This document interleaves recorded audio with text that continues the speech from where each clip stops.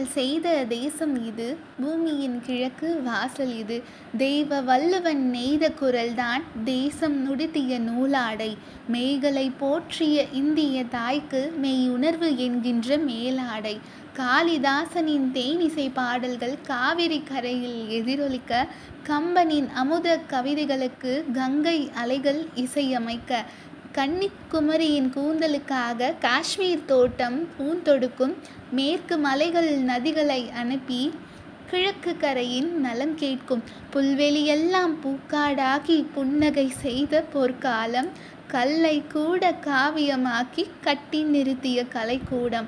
அன்னை நாட்டின் அமுத சுரபியில் அந்நிய நாடுகள் பசி தீர, அண்ணல் காந்தியின் சின்ன கைத்தடி அறத்தின் ஊன்று கோலாக. புதுமைகள் செய்த தேசம் இது, பூமியின் கிழக்கு வாசல் இது. இயற்றியவர் தாராபாரதி.